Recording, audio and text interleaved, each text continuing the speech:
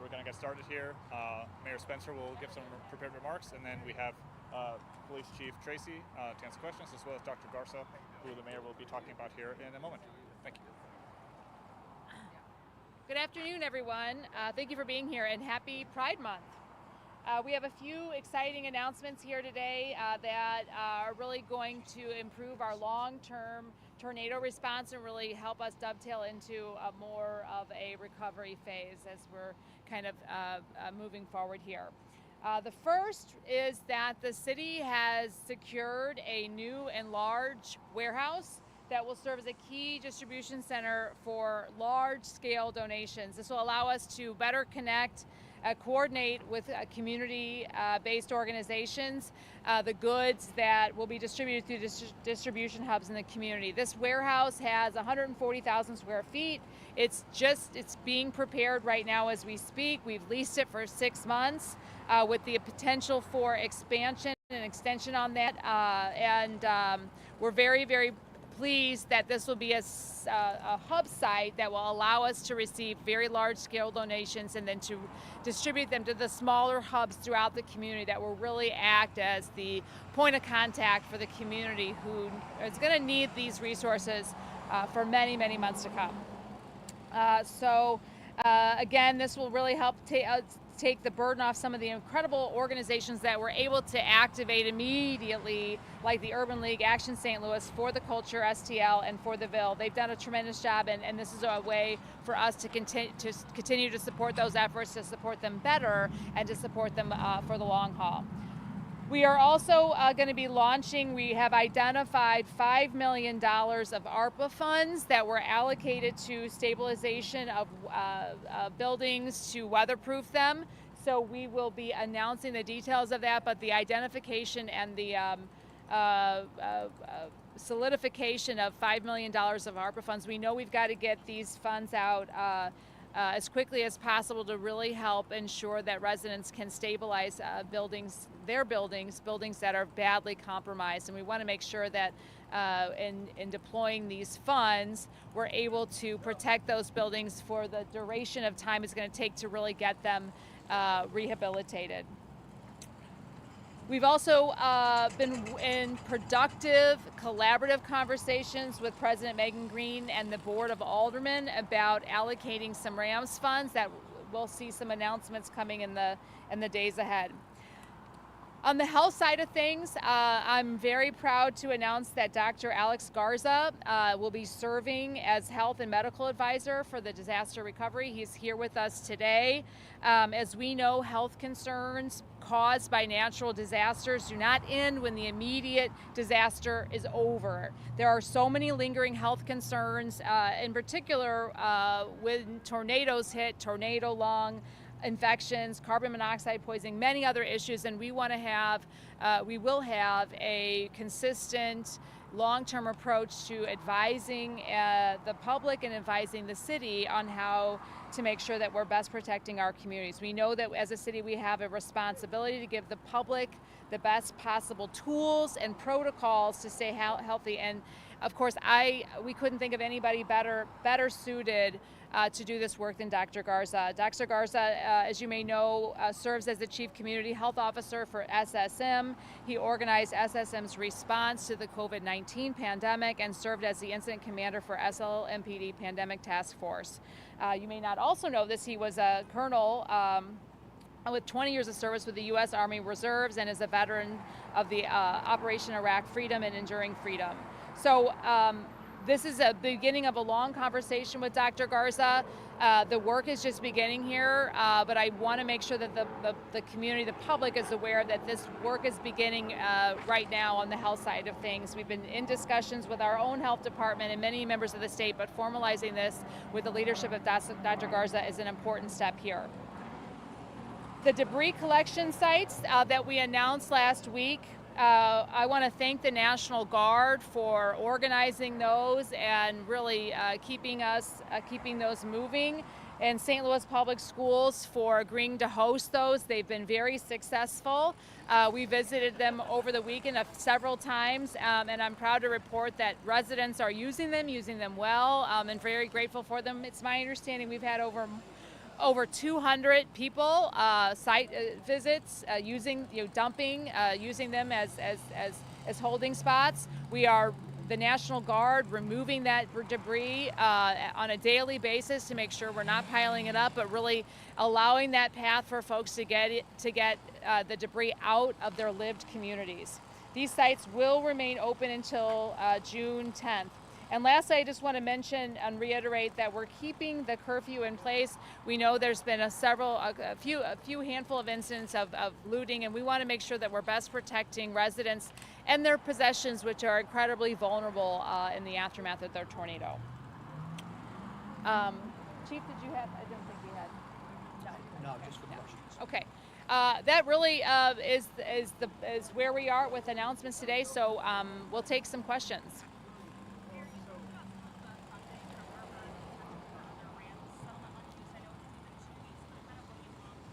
Sure.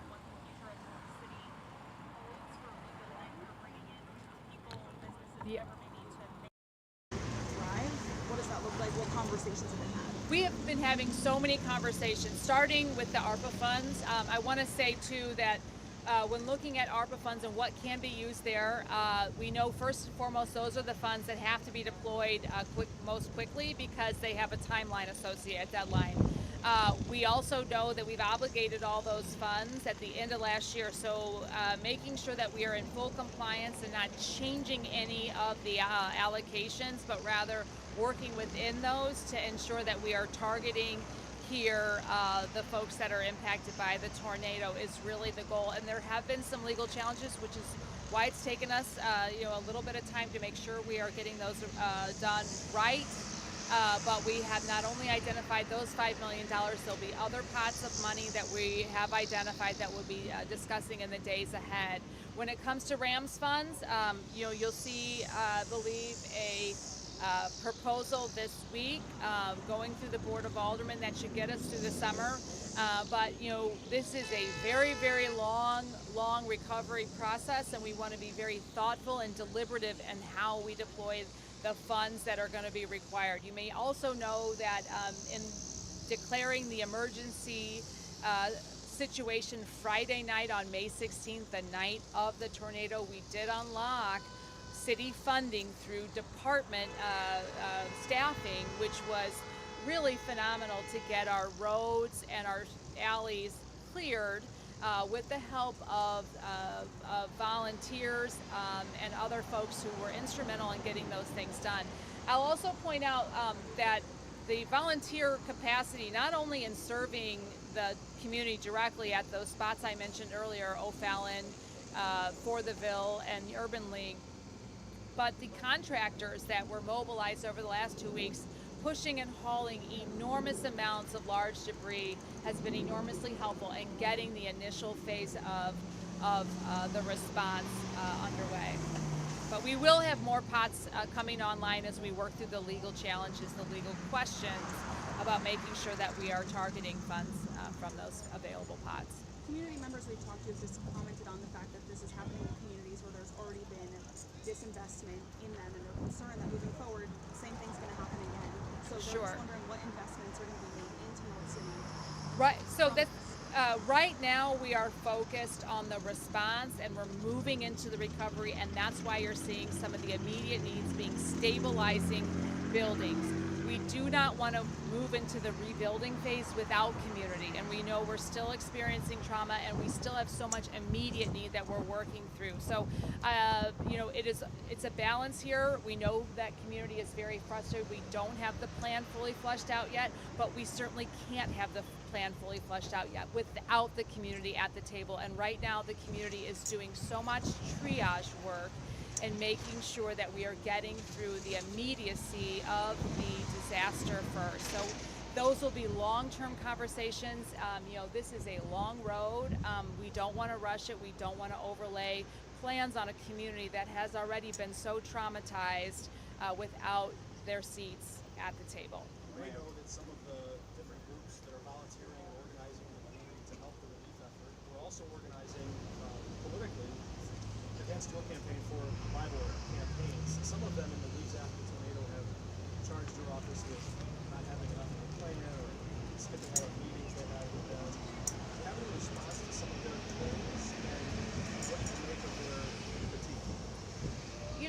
say that regardless of political affiliation, whether it comes to me or anybody, the city is doing the very best we can to serve everyone. Some of the organizations that you just referred to have been doing absolutely incredible work on the ground serving communities. Regardless of who they supported in the past or will support in the future, we will do everything we can to support their efforts because the community needs it, and frankly, they're doing phenomenal work. And as those meetings have taken shape over the last few days, we've met with some of those folks, I believe this morning again. I think there was a hiccup last week regarding one meeting, but we are absolutely looking to partner in good faith. We believe they're coming to the table in good faith as well, and it's these kind of partnerships that really bring hope to the collaborative spirit that we need to move forward. So we're committed to working with folks regardless of where they stand on me or anybody else politically.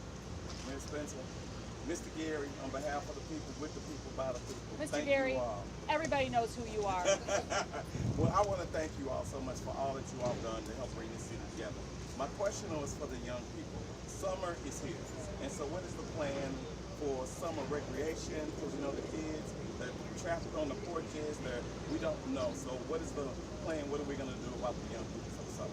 The plan for young people in general, we have had rec centers and so many aspects that we were planning on expanding this year. Unfortunately, some of that has been halted. I know, we even pushed back the reopening of the outdoor pools, which was truly heartbreaking. But we wanted to make sure that our parks department and many of the departments that were so instrumental in getting the initial cleanup work were really focused on that initial work. So as we move through the summer, it's top of mind, especially in community meetings. This is a top priority for community members.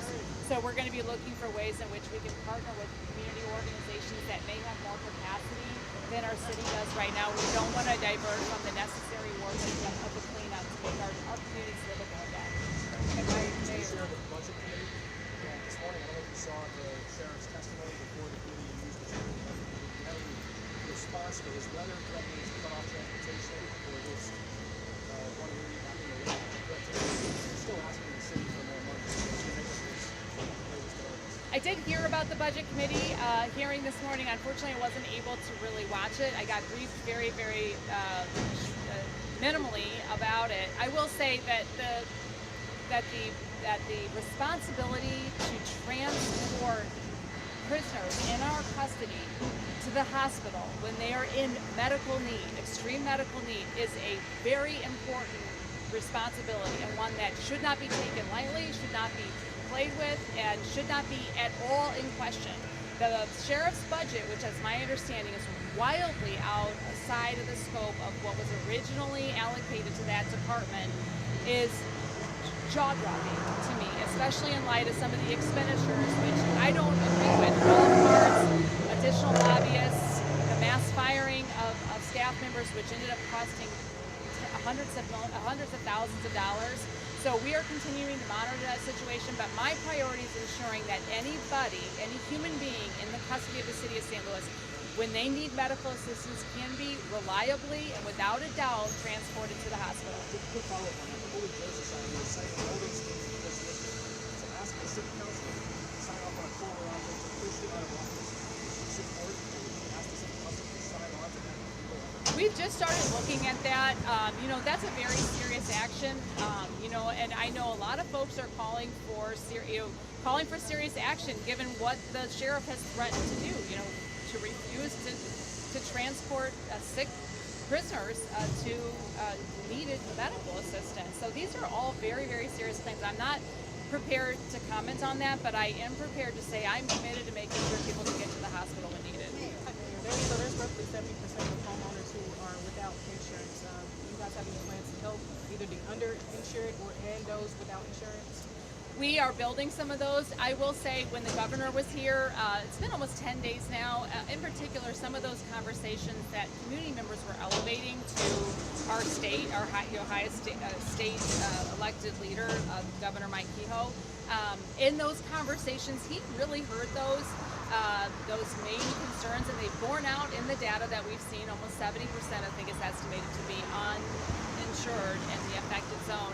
and he took it to the state legislature. There's a bill before the state right now of $25 million to provide assistance, direct assistance to and underinsured homeowners.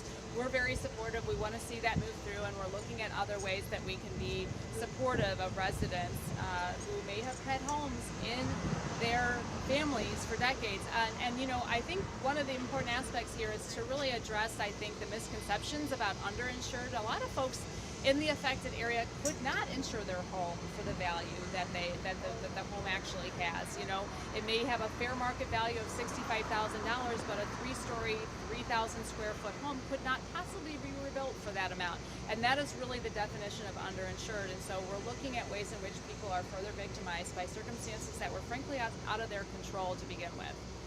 Yeah. Mayor. Who's going to be at the warehouse? Sorry. I'll come right over back to you. Yes, the warehouse. Yes. Well, I'm not going anywhere. I am starting to sweat, but I'm not going anywhere. Yes, the warehouse. Yeah, and just kind of what organizations, what groups are going to be at this warehouse? We're working through all the details and the organizations that are going to be at the table, but we feel confident that a lot of the organizations that you've seen very visibly really participating in distribution, we're going to be able to continue to serve. We're going to be able to serve better. A lot of these organizations that have been boots on the ground have been doing a lot of that work themselves. We've been, supportive where we can, and we will continue to do that, but expanding the ways in which the city can contribute. Pulling in resources from large contributors that have already been working with us, that are ready to do more. We just need some of the logistical support, the warehouse, to really house that and redeploy through the community. So I don't want to state names. We don't have those MOUs all ironed out, but I think, if you're paying attention to who's boots on the ground and really doing the work, we are looking to partner with all those organizations moving forward. Yes. The tornado response fund. Yes.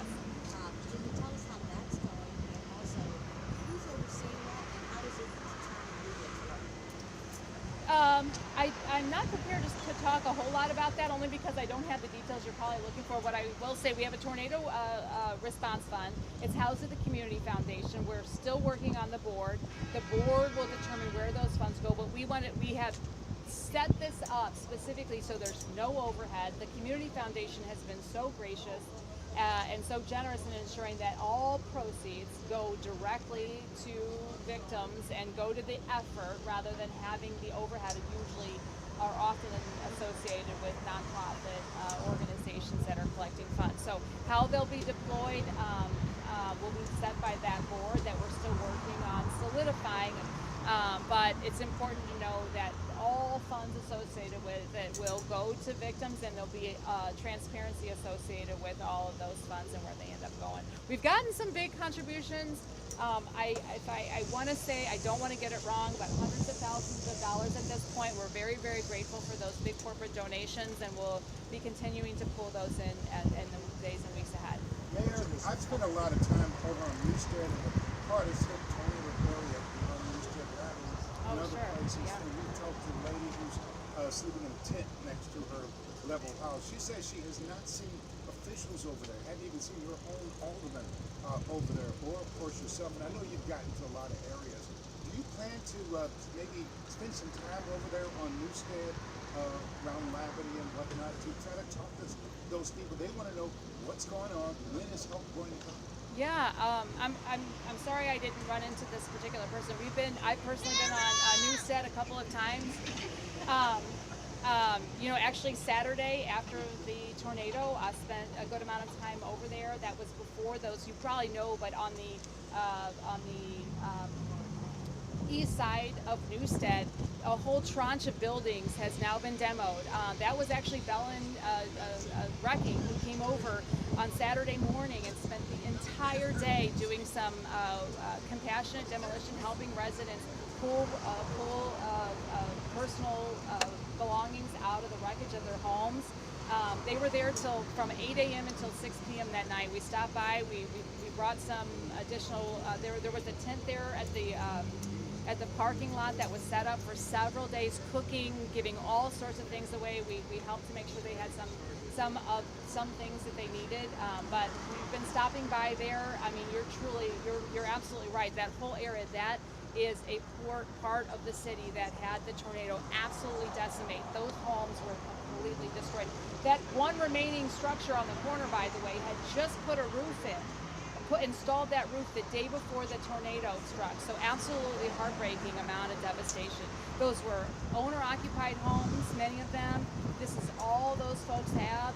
And so I'm sorry I didn't meet that particular woman, but we have spent some time there, and we will continue to go by and make sure that You'll we're... try to see if you can get by and talk to the lady in the tent the Urban League has put up in a hotel.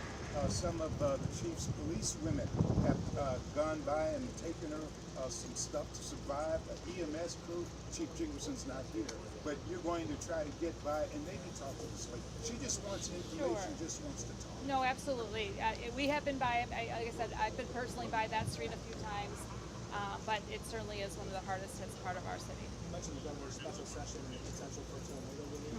What would it say about the state of Missouri's priorities if the Chiefs and Royals got $1 billion in tax breaks and St. Louis got $25 million? Is that enough? Well, it is a starting point. The governor, I've talked about that. And look, the state of Missouri so far has been a partner. We're going to lean into that, and we are operating in good faith. I believe our governor is doing the same. Having him show up here 3 times within the first 10 days after this tornado is sort of unprecedented. Really walking around with me, with others, talking to people, hearing directly from the folks that have been impacted. That is where the uninsured proposal even came from. It was from community being impacted, talking directly to the governor of the state of Missouri, and I have a lot of hope in that, and I'm going to move forward leaning into a good relationship with the governor on the recovery of this tornado. What is the timeline to get the impacted tenants up and running? Do you support the City Budgets Committee, I think a suggestion or recommendation to transfer $1 million from reserves to this? I haven't seen that proposal. We were trying to figure out what the proposals from the Budget Committee were, so I'm not prepared to comment on it. However, the Impacted Tenants Fund that we put in place well over a year ago hasn't been used yet. Shockingly so. I am absolutely in favor, and we are in favor of activating those funds immediately. We worked over the weekend. My team was in the office all day Saturday and Sunday working through some of the legal challenges of all these funds. We'll continue to pull those basic all-nighters until we can work through all the details. But we're also looking for some other ways to shore up that fund. We are also looking at ways to provide a deposit assistance for folks who need to relocate, the renters in the community. So there's a whole host of things that we're looking to sort of deploy in the coming days to make sure that folks have what they need to stay within community, making sure that we're prioritizing keeping people in St. Louis. We know that that there are other options outside of St. Louis, but we don't want to further traumatize people, but we do want to make sure that we are keeping our residents, when we can, here in the city limits. Two more questions. Homeowners that are saying that FEMA is not allowing them to set up temporary housing or camp on their properties. Can you clarify why or when to some of the residents? Well, the FEMA, we don't have FEMA declaration right now. So I think what some residents are doing are contacting FEMA, and they're hearing that they don't have a designation. And so that can be really confusing. We are actively working on it. We have not been denied FEMA. We are on the list. There are 10 applications currently before FEMA right now. Missouri has 3 of them. We've been hit pretty hard as a state. St. Louis is one of those applications before FEMA.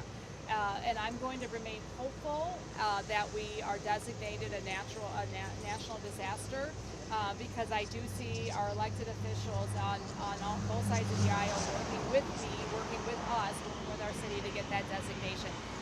The issue with regards to tents and other temporary housing on private properties is a bit of a separate issue. We recognize that many people are sheltering within their own private property in non-conventional ways, and we are working with the building division to clarify how they can do that safely and within code. We know that that's not currently within city code, so we're trying to make some exceptions while being mindful of kind of the rest of unintended consequences that can come from it. I don't know if you saw the recent St. Louis magazine talking about the future of rebuilding the city and suggesting maybe one way to do that faster by rolling back some of the regulations that make buildings so onerous. Is that something that you're considering, cutting down the green buildings? Huh? Did you say green buildings, Mark? Rebuilding? Rebuilding. Yes, so we are looking, the building division in conjunction with planning, our office, and a whole host of other city departments are looking at ways to streamline the permitting process.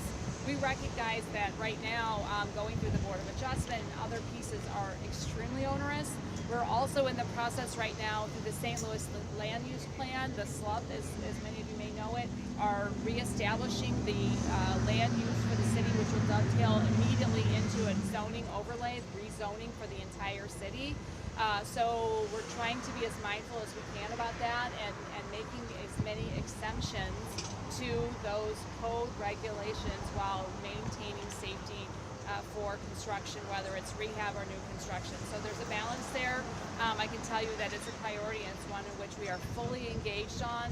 We do want to come down on the side of making it as easy as possible and as quick as possible to get those things. On that front, one thing I forgot to mention was that one of the concerns that was raised on the health side this morning was that in tarping, we want to encourage people to make sure that if there are vents inside your home, that you vent those out and you're not tarping over that, where there's concerns about CO2 and other things that could be dangerous to your health that could be trapped inside of your home unintentionally and unknown to you if you've got the tarps enclosed to some of those vents, whether they're chimneys, whether they're sewer, other types of vents that may be open or broken within the home structure. Make sure that you're trying to do your best to identify those and vent them outside of your home, outside of the Mayor, yeah. You know what, Rasmus? I don't mind taking questions. We can let these guys go because they're in suits, but I don't mind. I just take questions. Mayor, We haven't done one yet. Leslie Bell. How about this? Do you guys have any questions? I have a question, but For the I'll let chief? him. Shout out to your officers, Chief. Your police women. There's the police department is still on 12-hour days, and this is a tremendous service to our community.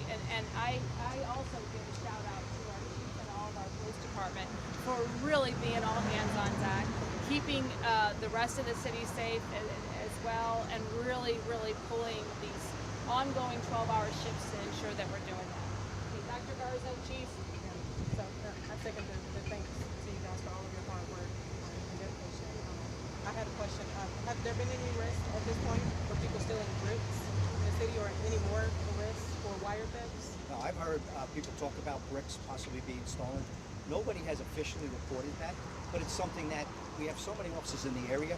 I ask people to call 911. If that's happening, we will investigate. Because of the curfew, anybody that's suspicious that comes into the area, we're actually having conversations. We use the curfew very judiciously. We've only given out 8 in the last, since 18 days. And so we don't want it to be oppressive. We want to work with the community, but people that might have some ill intent that are in our community that we talked about, we have made close to 19 arrests on individuals that are stealing wire. Now the wire goes to the electricity from Ameren, and also when you have the other things from Spectrum, Charter, and also AT&T.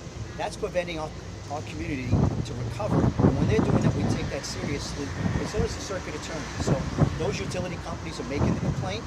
We are actually putting it out on Facebook. If you take a look at our social media, we are cataloging it. You can take a look at it.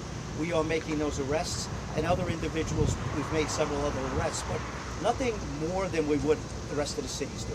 And I want everybody to remember, although we're putting a lot of officers in this community and in the impact area, the mayor talked about it. Putting people on 12-hour tours, it's not sustainable for the whole year, but it's certainly sustainable for what we're doing when we're dealing with a natural disaster. It also puts more officers in the rest of the city as well. So nobody's losing the officers. You actually, because of the 12-hour shifts and the work that the officers are doing, including, listen, coming on the St. Louis Metropolitan Police Department, so do the park rangers. You can see their car. They're assisting. We have city marshals. They actually have been assisting in a lot of our areas. So I want to thank a lot of, not just SLMPD, but all city services and the mayor's leadership.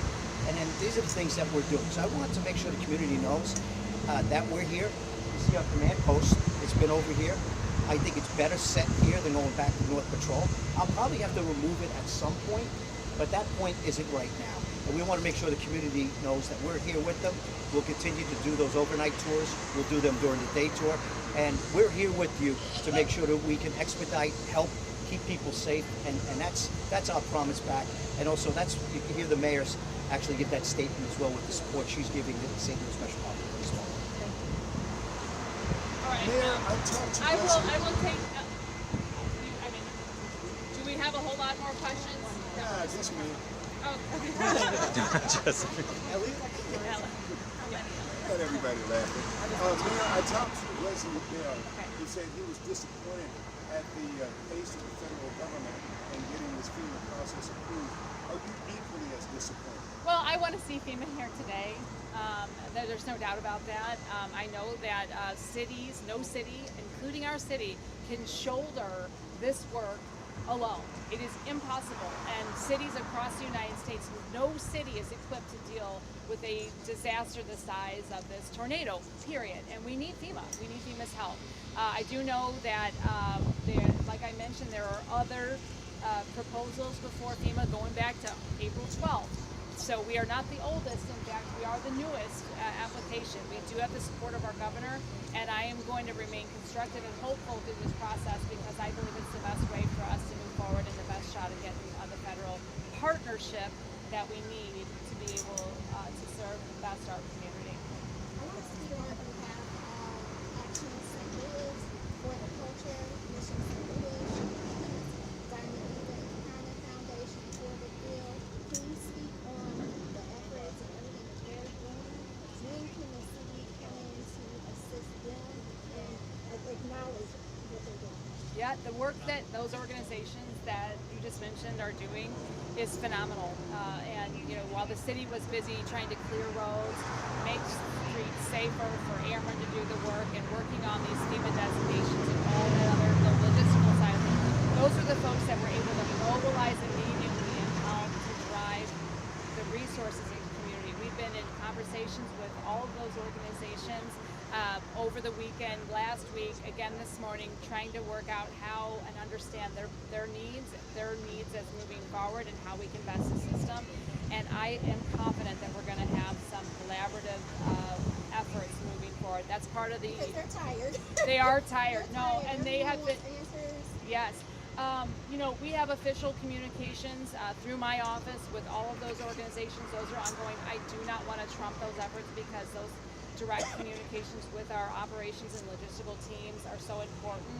And I don't, as the mayor, want to be, shifting that one way or the other. One of the questions earlier from Elliot was about the political aspect of it. My team has been working in good faith, absolutely, to support the organizations that are doing the work, regardless of any of that, because frankly, the work they're doing is phenomenal, much needed, and it's our role to be supportive, and that's what we're going to do moving forward. At this point, Update on the potential waiver for the 25%. Yes. One question that's been top of mind for those who are insured is whether or not the city, how we can constructively move forward with the 25% escrow requirement on insurance payouts for large calamity on properties.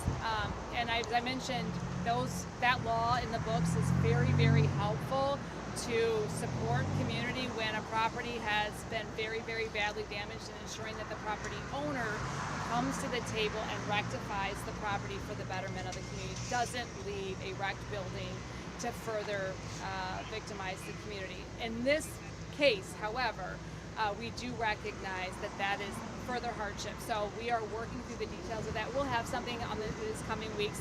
We understand that insurance companies haven't made those full payouts yet, and so before those happen, we do anticipate having a solution to that. And we do not intend to keep escrow money from property owners, as homeowners who have been victimized by the tornado. We just need to work through the legal questions about making sure that we're doing that in a thoughtful way that doesn't jeopardize the program moving forward. at this point, do you guys have any idea of how many people have been displaced? And as a subject to that, any idea how many children have been displaced? It's something we are actively working on. It's very, very difficult to get to the bottom of. We do know that the number of buildings impacted has grown. We're looking at over 10,000 properties.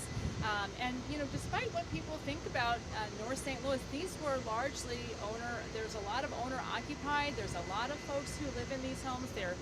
While there was some vacancy, it is not the lion's share of what we're dealing with. These are people being displaced Quantifying how many is something that's going to take us time, especially to do it very, very thoughtfully.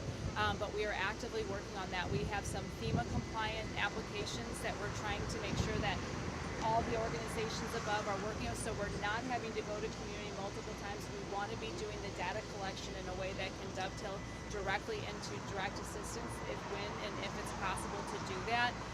And so streamlining that, coordinating with all the nonprofits on the ground with those trusted relationships is critical to doing those assessments properly and to get that information in the most efficient way that can be, to deploy resources as best we can. Mayor, yes. One thing your people hate is when they dress up for an event and they don't get to say nothing. Oh, come no, on, well, Dr. Garza is just coming on board, so rather than putting him in the limelight today, we want to recognize his service here. We just don't want him to waste that suit. He looks great. It is not wasted. Okay, anybody else? I have one more. Yes. Do you guys, does the city anticipate needing to ask for state or federal help in setting up a fund to help damaged homes and exposed asbestos? We are looking at all options. We've explored some of that. We will continue to. That is not off the table. In fact, we're working through all sorts of ways, vehicles in which the state and federal government, through tax abatements, incentives, all sorts of programs might be able to help us leverage existing pots of money. We're going to be, having some announcements later this week on small business assistance and things of that nature, working with the state. And so I'm just, this is just the beginning of some of the programs that we've been working through over the last couple of weeks and over the weekend to try to deploy, and there'll be more to come. And this is just a small question, but are you guys measuring how much debris you guys are collecting and picking up? There is so much debris. I have to say, it's a mountain what we've already collected so far. It is truly impressive. And I don't have the measurements right now, but that's required for FEMA. And so we are doing that work. We just don't have any numbers to report for you right now, but it is just heartbreaking to see the amount of building debris that has already been removed from our communities. And the tree debris, I mean, our tree canopy has just been decimated. Yes. Thanks, guys. Yeah. I'm sorry,